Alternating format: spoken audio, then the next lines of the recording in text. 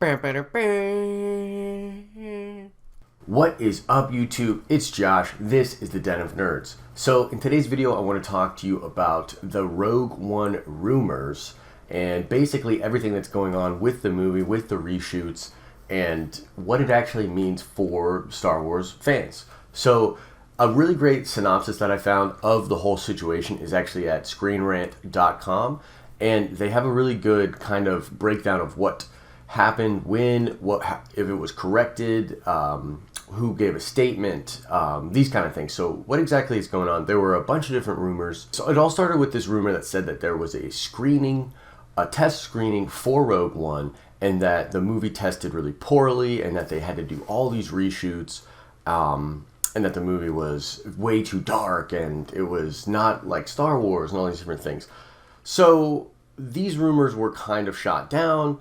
Basically, Disney cranked out their PR machine. They started kind of giving explanations showing that the reshoots were always scheduled, which, by the way, guys, almost all big budgeted films these days schedule reshoots. It's just the state of the industry. It's something that is actually a good thing for the quality of the films, but is still kind of grabbed onto by news outlets and junkets because it can be spun in a sort of way that can get you hits and that sort of thing. Latino Review is reporting that there are at least 40% of the movie being reshot, which is an unsubstantiated claim, but they get a lot of things right, so it could actually be the case. Christopher McQuarrie is being brought on to do some advising, looking over of the project, but he is not, as some people said, taking over the project. And he did a fabulous rant on Twitter about why those rumors are bad and people should have just reached out to him. Yeah, Disney is claiming that they are going to make a good movie great, that they are just going in there for things that they always scheduled to do.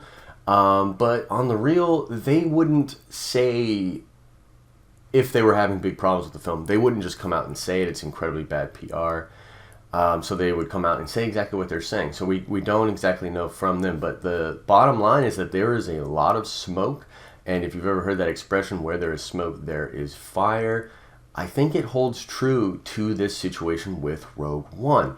I think that Rogue One is, at least in the eyes of Bob Iger and some of these other people that are higher up at Disney, in trouble. And I don't think that Disney's going to come right out and say it, but they're going to schedule a lot of reshoots. They're going to make it less grim, and they're going to kind of Disney-fy the movie, which I think was a big fear of a lot of people when they were hearing about this story. The big concern is like, oh my goodness, for once we might be getting an actual awesomely dark, amazingly just gritty and grounded version of Star Wars that expands the universe thematically from a sense of mood and in story.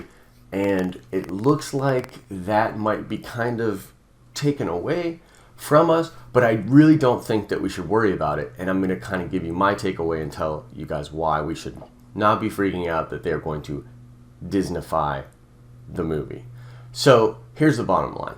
If you're a fan of Star Wars and you've been, delving into expanded universe since, the 80s, 90s, and you love all of the richness and the deep lore and different characters and expanded, of course you're going to want that on the big screen or on Netflix or whatever. You want it with the new Disney canon. You want some of that stuff back, some of that flavor. And I get that. I do too. But it's important to remember that Disney right now is setting things up for a more permanent, long-term telling of Star Wars stories and making of Star Wars content. What they are doing with Marvel is a great example of what they are trying to do right now with Star Wars. So them taking this movie, which was probably dark and awesome. My gut tells me that the movie that he handed in was awesome, but not the direction Disney wanted to go in. But we need, as fans, and this hurts to say, it hurts to say, we as fans need Rogue One to be successful more than we need it to be good. And the reason is, if this movie can be really successful for Disney, then the universe gets bigger. The new canon universe on the screens gets bigger.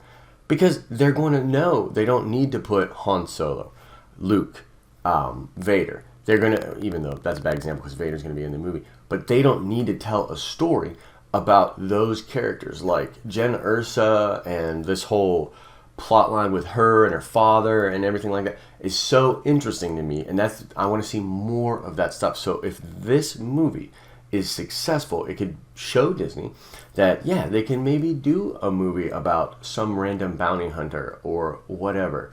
We could maybe have a Boba Fett Netflix series, because, like, think about this. Marvel now has Jessica Jones. It now has Daredevil. Incredibly dark, gritty, and true to the comics adaptations of that material. But those are only possible because of the 10 over $500 million grossing Titan movies that Marvel has done. So they gotta prove this formula to be successful from a business perspective, and then we can start getting all the fringe spices and flavors that we want, and more of an expanded viewing of the universe. But you need to have Rogue One be successful. So as a fan, it's crazy because our wishes have kind of aligned with Disney because of our love for this property. This movie needs to be successful before it needs to be good. That's the bottom line. So, time to check your nerd card, guys. And I'm going to be asking you, what is the actual name of Wolverine? And here's a hint. It's not Logan. Answer the question in the comment section below. As always, like the video. It really helps out. Subscribe to the channel if you like content like this and like my viewpoints on these sort of things. I'm going to be doing a ton of videos with similar type content. And I hope you guys are having an incredibly awesome and nerdy day. See ya.